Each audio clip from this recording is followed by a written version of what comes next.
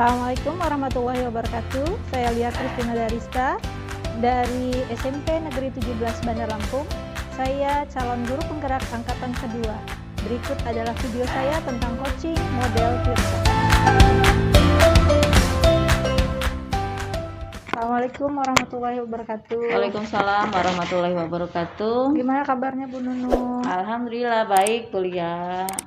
Kemarin kan kita sudah melaksanakan seminar kecil-kecilan lah di rapat itu tentang RPP berdiferensiasi itu. Gimana menurut Bu Nunung RPP itu? Kalau saya sih memang baru tahu itu gitu ya, ketika guru penggerak ini mengenalkan tentang RPP berdiferensiasi ya. Itu seperti apa sih sebetulnya, karena memang selama ini kita nggak tahu apa bedanya gitu, apa bedanya dengan RPP yang sebelumnya gitu kan. Kalau yang sebelumnya itu ada KD, ada tujuan gitu ya. Kemudian ada kegiatan pembelajaran.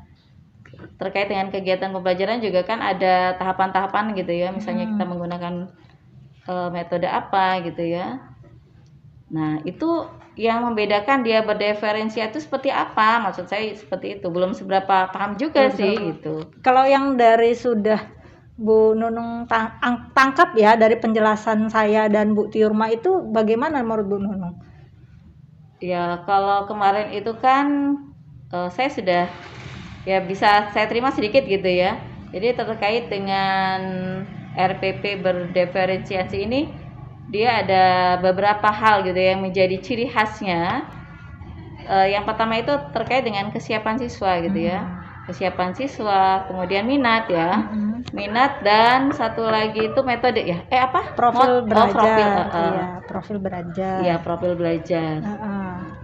Nah, kalau saya itu kemarin terkait dengan kesiapan siswa, ya kemarin sudah saya sampaikan sebetulnya ya. Ketika kita menggunakan Zoom, kemudian ketika kita menggunakan Google Meet, memang bisa terlihat sekali, memang bisa dilihat anak itu kesiapannya seperti apa gitu. Kenapa? Karena ketika kita menggunakan Google Meet atau Zoom itu, kita kan bisa melihat anak-anak yang sudah bisa mereka yang membuka linknya, kemudian bisa kita lihat berapa jumlah pesertanya. Dari jumlah siswa kita misalnya 30 siswa, ternyata hanya beberapa siswa saja, misalnya satu kelas hanya 5 orang gitu kan. Berarti sebagian siswa atau semua siswa, hampir semua gitu ya, dari itu hanya berapa persen. Berarti emang tidak siap gitu, memang tidak ngerti perintahnya. Karena sebelumnya kita sudah sampaikan di grup kelasnya, di grup belajar WA-nya lewat WA kelas. Nah, besok kita akan belajar menggunakan Zoom. Jadi tolong nanti Ibu kirimkan linknya pagi ketika kita akan 5 atau 10 menit sebelum pembelajaran gitu kan, seperti itu. Tapi ketika saya gitu ya datang begitu, kemudian saya buka linknya, saya lihat kita sudah buka Zoom-nya. Anak-anak hanya beberapa siswa gitu ya, hanya beberapa siswa dari, kalau saya itu ngajar kelas 9. Kelas 9 itu yang saya ajar 92, 93, dan 94. Nah, dari data yang terlihat 3 kelas ini hanya sekitar 12 sampai 13 siswa yang ikut mengikuti Zoom. Berarti yang lainnya ini kemana gitu ya. Kadang kita guru agak seperti apa ya, gimana sih membuat anak itu supaya senang gitu ya. Kalau selama ini mungkin kita belajar di portal saja gitu ya, di portal belajar mungkin mereka jenuh kan. Atau menggunakan WA juga, sudah biasa aja lah di WA. Makanya kita menggunakan sesuatu yang bisa kita ini ya, komunikatif lah, bisa dikatakan seperti itu. Karena kita bisa melihat siswanya sedang apa gitu ya. Gurunya juga, anaknya bisa melihat, oh itu yang namanya guru IPA-nya misalnya. Selama ini kan saya nggak mengajar mereka.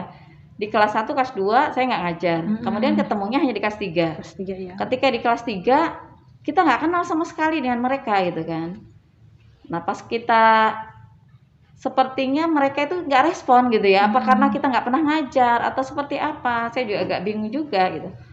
Kalau Bulia sendiri seperti apa gitu? Kalau misalnya dalam pembelajaran Zoom, kira-kira triknya seperti apa gitu? Kalau saya sendiri sih agak ya seperti itu, kayaknya kok anak kita kurang greget ya gitu. Kalau saya sih memang kurang lebih sama. Tapi pernahkah Bu Nunung itu mencari tahu kenapa sih anak-anak ini nggak ikut Zoom gitu? Iya sih, mencari memang terkait dengan hal itu ya sebagian besar mereka ketika kita tanyakan, oh iya Bu, saya kuotanya habis gitu kan. Kalau kuota habis ya gimana lagi, memang kondisinya kita sedang sulit ya. Kita juga tidak bisa memaksakan, hanya kita meminta agar anak minimal ya ada konfirmasi lah, seharusnya seperti itu. Kalau saya sih sebetulnya ketika anak tidak ada kuota nggak masalah, tapi dia di grup WA-nya minimal kalau WA kan pasti ada terus gitu ya. Bisa memberikan konfirmasi, Bu, saya kuotanya habis, jadi saya nggak bisa buka. Gitu. Ada sih memang hanya ya sekitar 1-2 anak saja yang melaporkan bahwa memang saya tidak bisa mengikuti Bu karena kuota saya habis. Tapi di lain sisi kadang miris juga ya melihat anak-anak ini mereka juga selain apa ya, ketika pembelajaran sepertinya kok nggak senang gitu ya, nggak suka gitu ya. Tapi ketika mereka membuka yang lain gitu lebih semangat. Kayak membuka misalnya mereka TikTok gitu ya, atau game online ya. Kemudian yang permainan-permainan yang lain lah gitu ya. Yang seperti apa sih juga agak bingung juga ya. Motivasinya jadi luar biasa sulit gitu untuk mengajak anak ini untuk bisa sama-sama agar suhunya sama dengan kita gitu. Ketika kita pengen, ayo nak cepet nak, mereka juga sama gitu ya, bersambut maksudnya gayungnya ketika kita ayo nak silahkan dibuka atau silahkan ada pertanyaan gitu. Itu pun sebetulnya misalnya ketika Zoom di pembelajaran apa gitu ya, terkait dengan alat reproduksi misalnya kalau saya di kelas 9. Kemudian saya tanya, kenapa sih kemarin kok tugas-tugasnya tidak dikumpulkan? Mereka itu hanya sebagian, iya Bu, lupa Bu gitu. Iya Bu, karena banyak tugas yang lain. Atau seperti apa ya? Jadi kayaknya kok kita hanya guru-guru, nggak semua guru seperti itu maksudnya gitu loh, nggak sama. Apa karena kitanya tidak memberikan apa ya?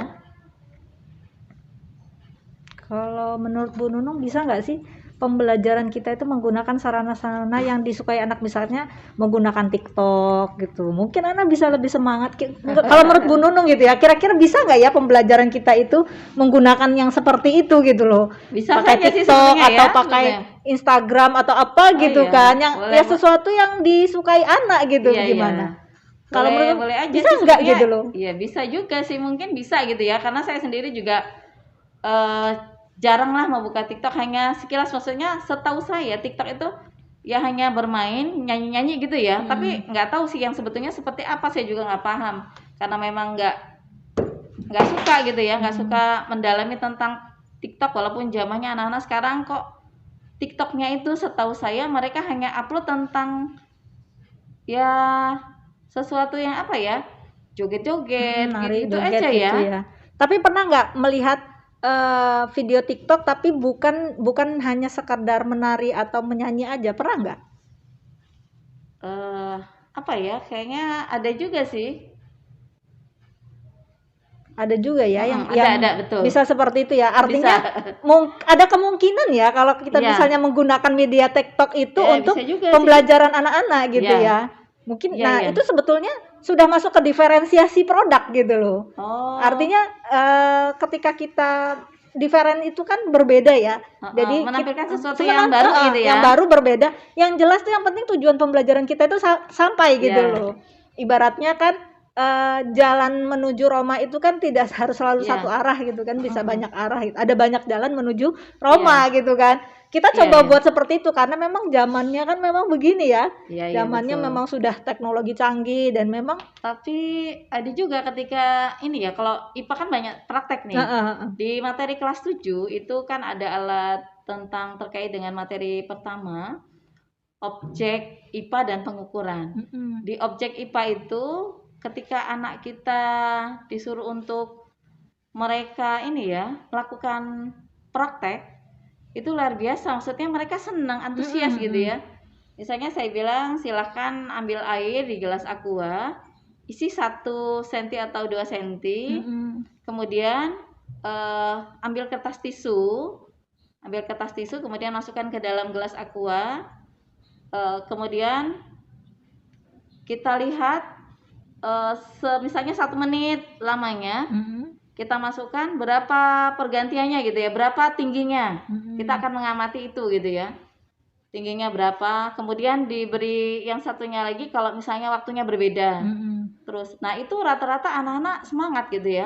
Kalau saya lihat mereka kok seneng gitu ya. Mereka semua upload fotonya, upload kegiatan videonya, itu ada yang divideokan. Saya sebetulnya nggak minta anak-anak untuk memvideokan gitu ya. Sebetulnya di saat pandemi ini saya sendiri merasakan ya karena kondisinya sulit, jadi banyak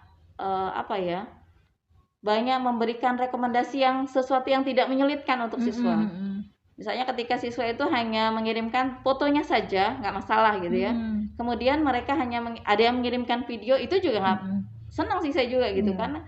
Karena mereka berarti memang betul ketika kegiatan itu mereka dari awal pembelajaran mereka menyiapkan alatnya, kemudian sampai hasilnya, sampai kesimpulannya apa sih nak? Kesimpulannya gitu ya. Ketika misalnya gelas aqua dimasukkan air tisu, ternyata itu apa yang terjadi gitu kan. Mereka bisa bereksplorasi gitu ya. Mereka bisa mencari, oh memang jawaban anak ya beda-beda gitu ya. Walaupun kita intinya insya Allah tahu lah gitu ya anak itu kemana gitu ya. Tapi saya tidak menyalahkan anak gitu ya. Ketika dia mau mencoba, ketika dia mau praktek, hasil apapun kita akan berikan nilai baik gitu ya. Nilainya apresiasi pasti kita apresiasi, memberikan nilai baik buat mereka. Kenapa? Karena dengan mereka mau melakukan saja itu sudah luar biasa buat saya gitu ya. Ketika beda dengan anak-anak yang buka Zoom kemudian hanya sedikit mereka tidak respon. Itu yang kelas 9. Tapi mungkin beda juga ya. Kelas 1 ini mungkin karena semangat belajarnya luar biasa juga karena baru masuk SMP.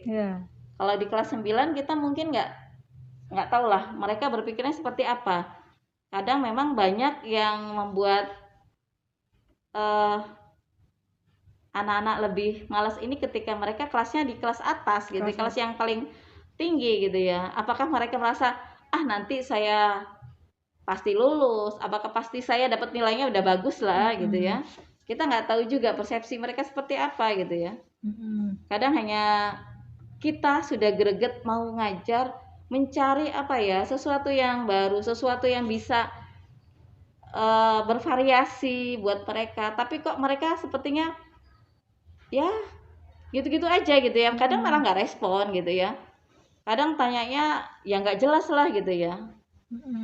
Kalau coba dibuat seperti yang tadi di kelas 7 itu kan sudah ya. Berarti sudah mulai Bu Nunungnya sudah mulai berdiferensiasi loh itu sebetulnya. Ya, mungkin sudah tahu ya, secara tidak sengaja sebetulnya sudah memberikan pembelajaran berdiferensiasi. Itu masuknya diferensiasi produk. Jadi kita meminta anak melakukan sesuatu hal, nanti produknya itu bisa berbeda gitu. Artinya boleh lewat foto, boleh lewat video gitu. Itu udah produk gitu, diferensiasi produk gitu. Iya, saya memang tidak memberikan, maksudnya tidak mengharuskan anak-anak harus upload seperti apa, terserah. Yang penting mereka misalnya menuliskan saja hasilnya dengan dipoto, itu pun sudah saya hargai gitu ya. Berarti mereka sudah berusaha lah gitu ya. Walaupun mungkin hasilnya kita paham karena kita tidak bertemu dengan mereka, pemahaman mereka ya mungkin dari hanya membaca saja kita tahulah kesulitannya gitu ya. Persepsi satu anak dengan anak yang lain pasti berbeda, luar biasa beraneka ragam gitu ya. Nah, kemudian di kesempatan yang lain ketika misalnya saya membahas tentang itu, saya sampaikan ke anak-anak, nak, kemarin kita sudah melakukan praktek yang kalian lakukan. Ibu memberikan apresiasi, terima kasih buat anak-anak yang sudah mencoba. Walaupun mungkin hasilnya gitu ya, hasilnya masing-masing berbeda-beda gitu ya. Itu juga kita hargai karena memang persepsi mereka ketika bertatap muka dengan kita menyampaikan dengan anaknya lebih jelas mungkin ya. Ketika kita melalui jarak jauh PJJ gitu ya, hanya dengan lewat portal belajar. Saya Mm-mm. merintahkan lewat portal belajar. Kemudian mereka membaca di buku halaman buku paketnya. Iya. Kita buka nak buku paketnya. Ayo kita coba misalnya gitu ya. Ayo kita coba, ayo kita lakukan. Kemudian hasilnya seperti apa? Ya ternyata memang tidak sesuai dengan apa yang kita harapkan. Intinya Mm-mm. seperti itu. Tapi di lain sisi kita juga menghargai gitu ya, memberikan apresiasi buat anak-anak yang sudah luar biasa mau mencoba. Kemudian mereka juga mau memberikan kesimpulan ya pengetahuan mereka lah gitu Mm-mm. ya. Mereka dalam bahasa mereka yang sederhana, tapi kayaknya kita sudah ya kita bisa menerima ternyata anak ini pun sebetulnya bisa gitu ya. Bisa apa yang kita perintahkan mereka tahu juga dan mau. Itu yang intinya maksud saya mereka juga respon, mereka juga mau, mereka juga greget juga. Ternyata ada suhunya sama lah. Iya. Ketika kita ngomong mereka respon gitu, Mm-mm. seperti itu. Sebenarnya kalau yang tadi Bu Nunung ceritakan itu sebenarnya bisa dipetakan loh Bu, dari hasil anak-anak mengumpulkan tugas itu bisa dipetakan. Oh, anak ini sudah paham, anak ini setengah paham, anak ini belum paham. Itu udah Ya, ya. sebetulnya sudah masuk ke Ya, kesiapan betul. belajar gitu. Karena memang dari sekian anak emang ada gitu Iya. ya. Memang hasilnya memang bagus Memang gitu ya. gitu kan. Memang hasilnya benar. Kemudian satunya memang anak itu memang mungkin pemahamannya mungkin kurang gitu ya. Dia enggak, tapi dia menuliskan ya sepemahaman Iya. anak itu saja gitu ya. Sebenarnya itu sudah bisa dipetakan gitu loh. Jadi Oh ya. itu nanti bahan kita untuk ngajar yang selanjutnya. Bagaimana kita Ya, membuat betul. sebuah RPP berdiferensiasi menggunakan modalnya itu, modal awal kita, kesiapan belajar. Jadi nanti kita bisa runtut gimana diferensiasi kontennya, gimana anak ini kira-kira lebih pas kalau menggunakan konten apa. Kita bisa menggunakan berbagai macam konten gitu, bisa menggunakan video, bisa menggunakan Zoom itu tadi. Jadi kita bisa apa ya, ibaratnya kita itu ngasih beragam lah gitu loh, beragam konten kepada mereka, tapi memang tujuan pembelajarannya tetap diperjelas. Nanti kan bisa juga nanti diferensiasi produk yang seperti Bu Nunung kerjakan itu tuh sudah bisa gitu. Nanti kita setting aja anak ini nanti boleh menggunakan apa untuk mengirimkan tugasnya gitu, sehingga anak tuh tertarik gitu loh untuk mengumpulkan tugas gitu, meskipun mungkin hanya berupa catatan di foto atau bagus ada yang pakai video gitu, tapi yang jelas semuanya kan bisa mengumpulkan tugas itu kan. Terus tujuan pembelajarannya tercapai, misalnya anak mengerti tentang ini ya sistem pencernaan misalnya gitu. Nah, kita bisa buat ininya produknya yang berbeda yang anak-anak kira-kira bisa kerjakan, tapi anak juga senang. Bisa juga pakai TikTok, mungkin dicoba saja gitu. Kenapa enggak gitu kan? Seperti itu. Ya kadang memang kendalanya kalau di zaman sekarang ini kan anak-anak yang lebih menguasai itu gitu ya. Anak-anak yang memang dunia mereka yang lebih paham gitu ya. Ya mungkin nanti kedepannya saya akan coba gitu ya, anak-anak pembelajarannya misalnya menggunakan, silahkan membuat sesuai keinginan mereka lah. Misalnya mereka hobinya dengan TikTok gitu ya. Anak-anak kita luar biasa gitu ya. Suruh ikut Zoom nggak mau, tapi mereka menggunakan TikTok, menggunakan IG gitu ya. Itu sudah ini mereka sudah sesuatu yang biasa gitu ya buat mereka. Bisa jadi di YouTube pun itu sudah ya familiar lah, ya sudah biasa gitu ya. Kira-kira kalau menurut Bu Nunung bisa nggak itu nanti dilaksanakan? Kalau bisa itu kapan gitu loh? Punya bayangan nggak kapan bisa dilaksanakan, materi apa gitu loh? Oh iya, kedepannya kalau bisa mungkin untuk materi yang ini ya, materi TikTok ini mungkin bisa di materi anak kelas, bisa sih di kelas 7 juga bisa terkait dengan materi klasifikasi tumbuhan atau klasifikasi makhluk hidup. Itu kan bisa. Mereka mengamati tumbuhan-tumbuhan di sekitar mereka, kemudian yang ada di lingkungan mereka gitu ya. Kemudian terkait dengan materi kelas 9 itu ada materi bioteknologi namanya. Bioteknologi itu materi di mana anak-anak akan mempraktekkan membuat tape, tempe atau tahu. Itu kan biasanya dalam bentuk video ya. Maksud saya kalau video-video yang biasa kan sudah biasa gitu ya. Video yang mereka kirimkan itu sesuatu yang biasa aja gitu.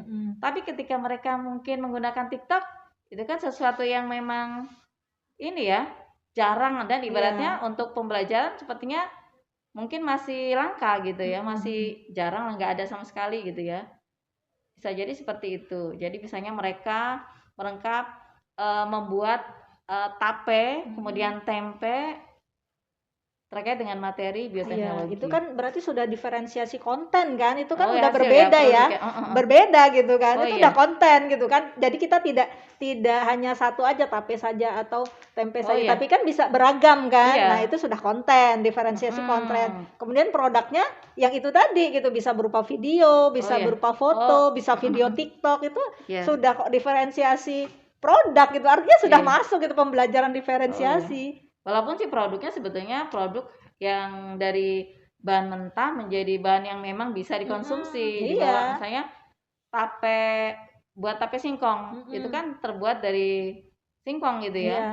Kemudian mereka matangkan, tapi saya minta mereka betul-betul melaksanakannya sendiri, tidak dengan orang tuanya. Kalau orang tuanya ikut nggak masalah sebetulnya ya. Iya. Hanya mengiringi saja, misalnya apa yang harus dilakukan gitu. Sebetulnya di buku materi kelas 9, materi bioteknologi itu cara membuat tempe, cara membuat singkong, cara membuat tape ketan itu semuanya sudah ada gitu ya.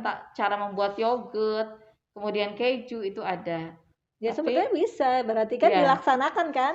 Artinya Bu Nur udah mulai paham ya pembelajaran berdiferensiasi ya. Ya, kedepannya bisa. Mungkin secara tidak langsung sebetulnya sudah melakukannya. Sudah melakukan sebetulnya.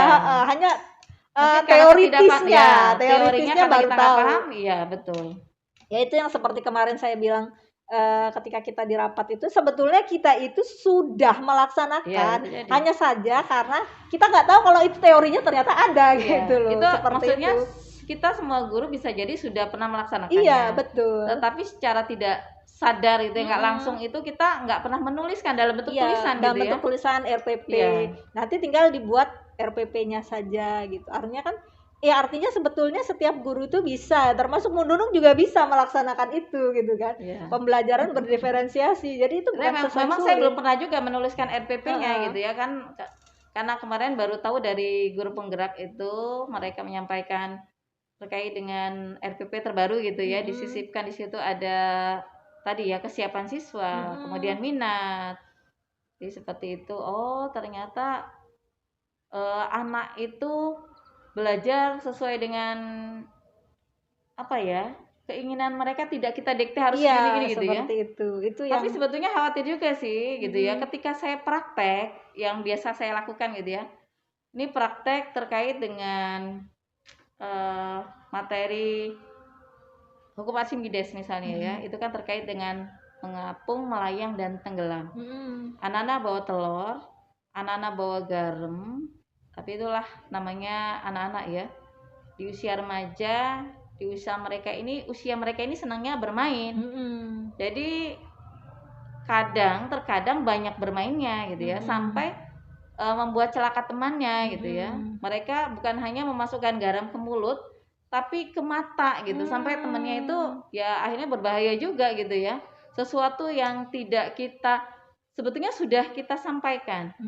Nah, kita akan praktek, kemudian tahapannya, kemudian juga mereka diminta untuk bekerja sesuai dengan prosedur kerjanya gitu ya. Tapi itu lagi, kembali lagi usia remaja itu usia yang memang mengasihkan, menyenangkan untuk bermain. Jadi isengnya muncul, jadi dilemparinlah temennya itu pakai garam gitu. Ada yang sampai dimasukin sini sampai matanya, Bu saya nggak bisa melihat Bu gitu. Kadang kita khawatir juga ya. Kita sudah menjaga, sudah berusaha untuk anak-anak supaya aman gitu kan, aman kerjanya, tidak seperti itu. Di lain sisi karena banyak siswa, hanya kita sendiri, kita melihat sana, kemudian yang sana ternyata lebih parah bermainnya gitu ya. Ya itulah kendalanya, mungkin hanya itu saja gitu ya. Kendalanya begitu ya. Kira-kira kalau misalnya menemukan kendala lagi seperti itu, apa yang Bu Nunung lakukan?